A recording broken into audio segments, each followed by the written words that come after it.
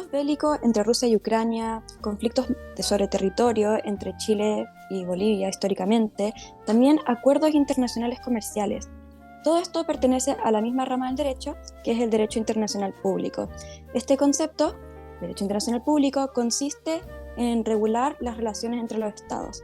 Pero ¿por qué este concepto es tan controvertido, siendo que en su nacimiento y en teoría, en cuanto a su técnica y formalidad, es el mismo derecho? ¿Puede ponerse en tela de juicio de la forma en la que hoy se está debatiendo? ¿Existe o no el derecho internacional? Bueno, en primer lugar, para apoyar la existencia del derecho internacional, podemos decir que el derecho es un motor para garantizar la paz y la estabilidad en el mundo, donde los estados no intentan sobreponerse a otros. Esto en virtud de su soberanía, ya que sabemos que los estados son soberanos y por tanto tienen una cierta forma de independencia respecto de la comunidad internacional en general.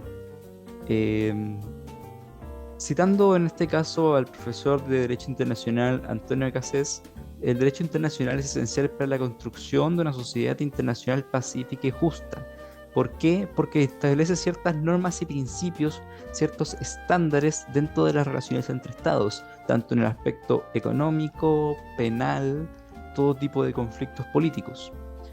Generalmente se suele cuestionar que el derecho internacional se presta a la arbitrariedad o generalmente no hay un órgano multilateral, un órgano internacional que someta a todos estos estados soberanos a un mismo tipo de tribunal, a una fuerza coactiva. Y precisamente es porque el derecho internacional se basa en el consentimiento, es decir, los estados de buena fe deciden obligarse a ciertos tratados para poder entablar sus relaciones y estar supervisados, dígase, por un órgano superior. Ahora, la inexistencia, mejor dicho, de estos órganos superiores no significa que el derecho internacional no tenga eficacia o que no exista, sino que está dentro de estos mismos tratados, se desprenden las normas constitucionarias que permiten regular todas estas relaciones internacionales sin necesidad de un ente coactivo superior y mucho más allá de eso, también debemos recurrir a los estándares políticos, a la responsabilidad política que tienen los estados. Sin ir más allá, podemos consultar fuentes formales como lo serían el Pacto Internacional de Derechos Civiles y Políticos que entró en vigor el 23 de marzo de 1976, que reúne en conformidad los principios de la Carta de las Naciones Unidas conceptos como la libertad y la paz. Y si pasamos mucho más adentro, en el artículo número 7 sabemos que los estados y las personas dentro de estados no pueden ser sometidos a torturas, ni penas o tratos crueles, inhumanos o degradantes, ni sometidos a experimentos sin su libre consentimiento. Y a pesar de que este pacto solamente obliga a los estados que están suscritos a este, la existencia de la tortura y todo este tipo de delitos que son de, dígase, de una mayor cuantía, de una naturaleza superior, está supeditada también a acuerdos políticos, a política, a cómo se ve este Estado en la comunidad internacional. Así que, por lo tanto, no es necesario para poder castigar o para poder, de cierta forma, juzgar el actuar de un Estado que esté inserto en un tribunal internacional, sino que también todas estas normas que se desprenden, que no son necesariamente normas que están en tratados o suscritos, pero que obligan de igual forma a los estados. Bueno, por el contrario, podríamos considerar que el derecho internacional no existe, ya que permite un sistema relativo y arbitrario de normas. El derecho internacional, como principal fuente, podemos encontrar el artículo 38 del Estatuto de la Corte Internacional de Justicia, en el cual detalla que hay fuentes formales, que serían los tratados de la costumbre y los principios generales de derecho, y reconoce también otros tipos de fuentes, como la doctrina y la jurisprudencia. Aún así, el principal elemento de estos estados y por qué son formales es porque son vinculantes, es decir, que los estados están obligados jurídicamente a cumplir esto. Pero también tenemos el principio lotus, que reconoce que las reglas de derecho, las normas de derecho son vinculantes para todos los estados emanados de su propia voluntad. Entonces, podríamos decir que gran parte del derecho internacional recae en la voluntad de los estados por cumplir, por la voluntad de obligarse y así vincularse a estas fuentes. Pero ¿qué pasa si los estados ya no quieren consentir? ¿Qué pasa si los estados retiran su consentimiento y dicen que ya no van a cumplir porque no quieren, no tienen más la voluntad de hacerlo? Entonces se puede decir que estamos bajo un sistema arbitrario donde los estados pueden hacer tanto como no hacer como tengan la gana.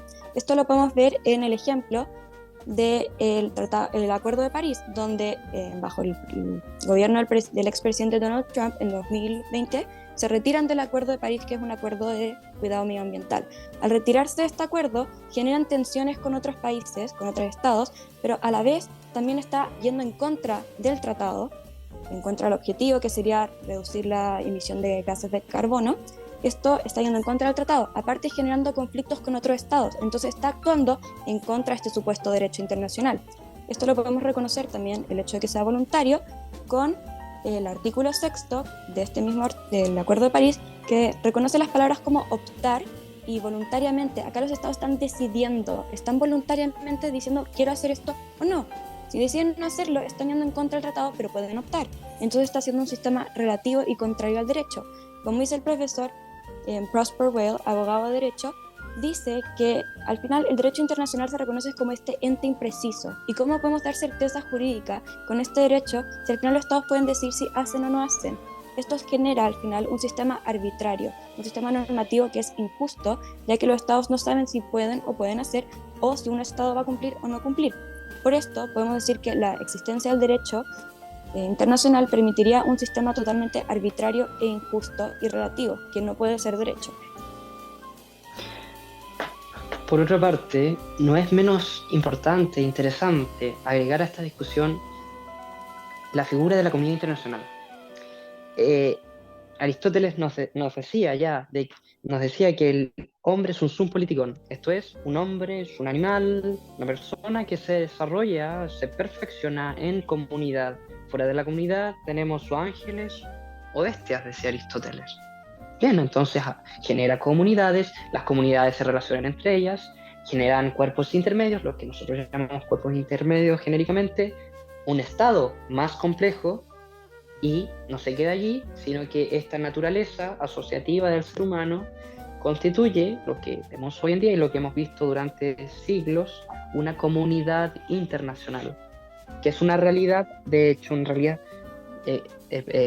presente, ¿no?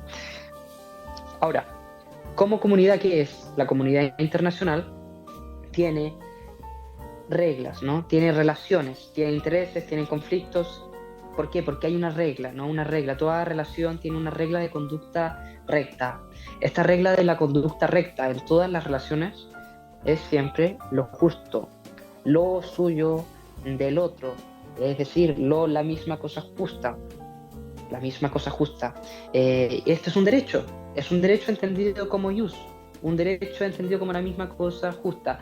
A eso, aquello que debe dársele a cada cual, según un mérito, un débito y un mérito.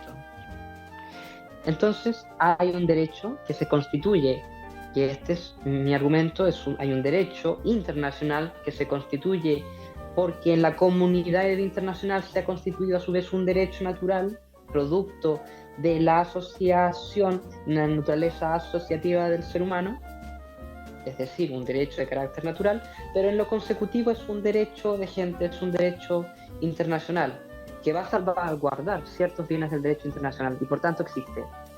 Voy a dar algunos ejemplos.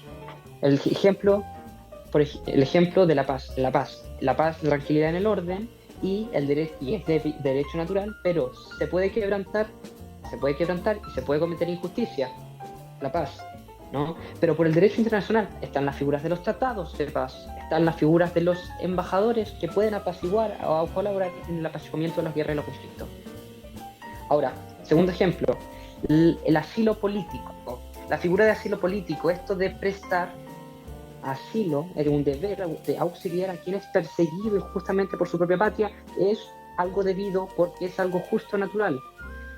Ahora, hay tratados, por ejemplo, en el artículo 27 del Tratado de los Deberes y Derechos del Hombre, la Declaración Americana de los Deberes y Derechos del Hombre, en el artículo 27 dice que toda persona tiene el derecho de buscar y recibir asilo en territorio extranjero en caso de persecución que no sea motivada por delitos de derecho común, etc. ¿Por qué?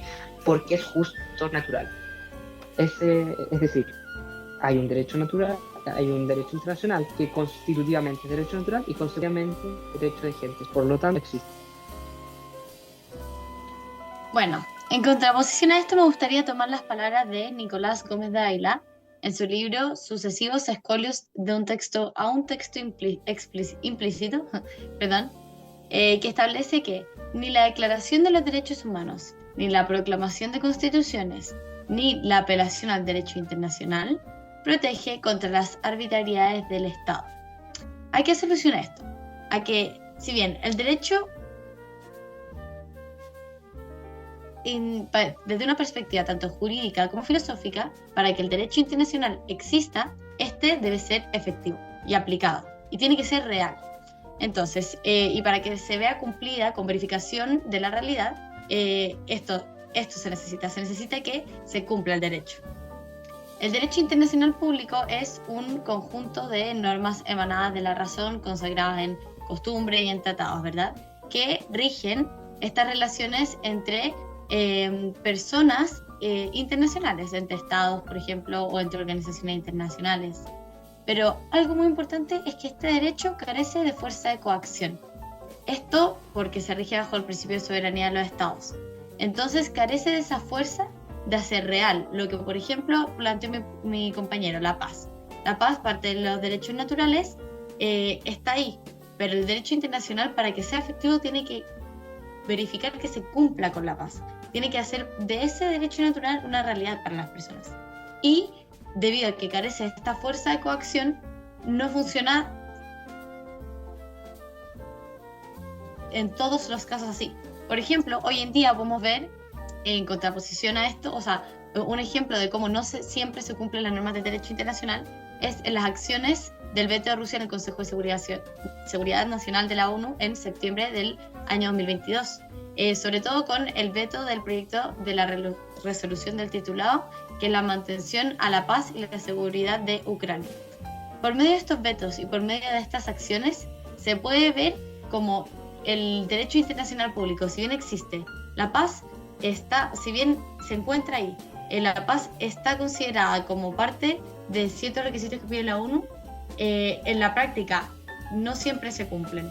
Existen países como Rusia que no lo hacen una realidad para las personas. Bueno, una vez nos encontramos en esta situación, cerraremos este debate con una pequeña retroalimentación, tomando en consideración los puntos de esta jornada. Hemos logrado darnos cuenta que en este mundo hay una cantidad gigante de intereses nacionales, geopolíticos y económicos que pueden entrar en conflicto, y por lo tanto es comprensible que se cuestione la efectividad del derecho internacional y su capacidad para resolver estas disputas de manera justa y equitativa. Siempre debe existir este cuestionamiento de todas las materias, ya que no es un sistema perfecto y presenta gran cantidad de carencias, como se nos mencionó. Algunos argumentan que la supervisión de una autoridad jerárquica superior podría ser necesaria para garantizar este cumplimiento de las normas internacionales, incluso entre los estados soberanos que, como se sabe, estos no deberían estar sometidos por su naturaleza a ningún tipo de fuerza superior. Pero a medida que el mundo evoluciona, hay intereses, las dinámicas geopolíticas están cambiando constantemente, la economía no se mantiene estable, sino que hay un gran cambio constante. Debemos saber que hay que debatir, continuar este debate hasta que se logre consagrar una cierta forma de derecho internacional para garantizar su eficacia, su fuerza coactiva, su aplicación en la territorialidad prácticamente universal, se podría decir, y promover esta paz que se mencionó, lo justo, el jus, a nivel global. Pero por sobre todo, lograr un cierre de este debate y, obviamente, dar en la conclusión de que el derecho internacional sí existe, sí puede llegar a existir, pero se debe concretar su existencia a través de normas, principios mucho más universales y con tratados que no sometan solamente a un par de estados, sino que se cree tal vez un organismo multilateral que incluya a todos. Y eso es todo por hoy, en nuestro primer y último capítulo de nuestro podcast. Espero que tengan una buena tarde y nos vemos en otra ocasión.